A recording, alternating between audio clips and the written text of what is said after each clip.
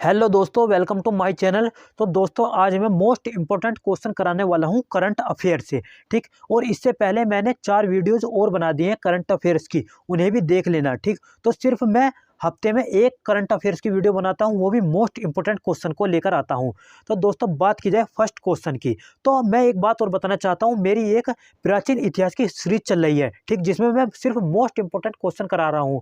अगर आप किसी भी एग्जाम की प्रिपरेशन कर रहे हैं तो आप उस सीरीज को देख सकते हैं, क्योंकि सिर्फ मैंने उसमें मोस्ट इंपोर्टेंट क्वेश्चन लिए हैं जो कि एग्जाम में आते हैं, और वो भी मैंने कम टाइम में ज़्यादा से ज़्यादा क्वेश्चन कराए हैं। तो बढ़ते हैं फर्स्ट क्वेश्चन की तरफ। तो फर्स्ट क्वेश्चन है, अमर जवान ज्योति को राष्ट्रीय युद्ध स्मारक में कब शिफ्ट किया गया? ठीक, तो दोस्तों वो किया गया 21 जनवरी 2022 को। अब बात करते हैं कि अमर जवान ज्योति है क्या। तो आपने देखा होगा इंडिया गेट पर एक लो जलती रहती है, जो कि हर टाइम जलती रहती है, कभी नहीं बुझती, और वो 1972 से जलाई जा रही है, जब से ही अब तक जल रही है। ठीक, वो जब 1971 का भारत पाकिस्तान का युद्ध हुआ था, तो उसमें जो हमारे सैनिक मारे गए थे, उन्हीं की याद में वो ज्योति जलाई गई थी, जो कि इंदिरा गांधी ने जलाई थी, जिसे शाश्वत लो कहते हैं।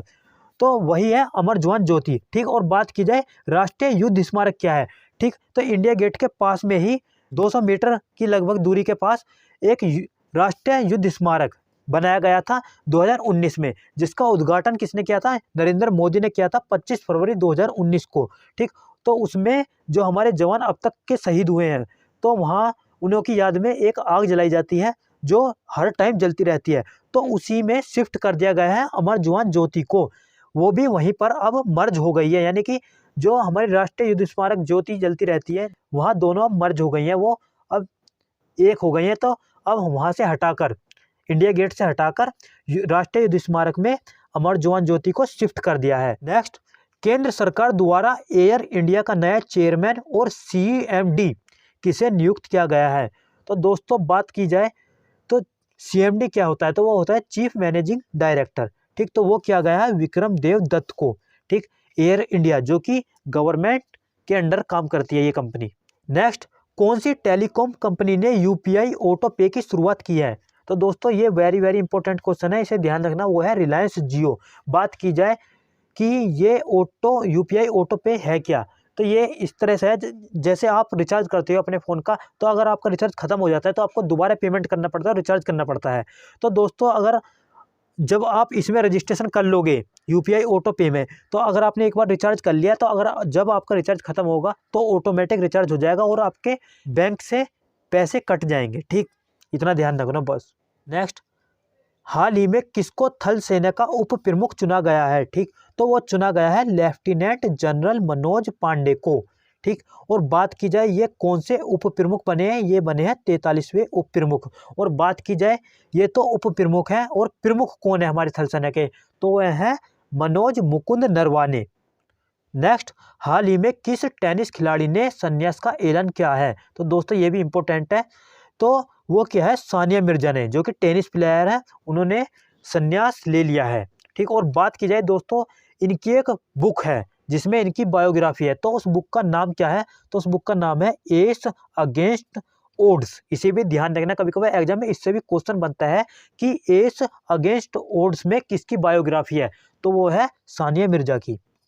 नेक्स्ट, पराक्रम दिवस कब मनाया जाता है? ठीक, तो वो मनाया जाता है 23 जनवरी को। अभी जो 23 जनवरी गई है तो उसको पराक्रम दिवस मनाया गया है। ठीक, तो वो क्यों मनाते हैं? तो वह सुभाष चंद्र बोस की जयंती के उपलक्ष्य में मनाते हैं। ठीक, क्योंकि 23 जनवरी को सुभाष चंद्र बोस की जयंती होती है।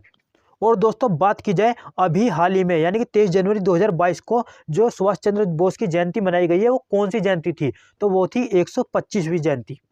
नेक्स्ट, हाल ही में किस खिलाड़ी ने क्रिकेट से टेस्ट की कप्तानी छोड़ दी है? तो वो तो आपको पता ही होगा अगर आप अपडेट रखते हो न्यूज़ वगैरह से, तो वह खिलाड़ी है विराट कोहली। ठीक, और बात की जाए इन्होंने 2014 से 2022 तक टेस्ट की कप्तानी की है, और इन्होंने इससे पहले T20 और वनडे से भी कप्तानी छोड़ दी है।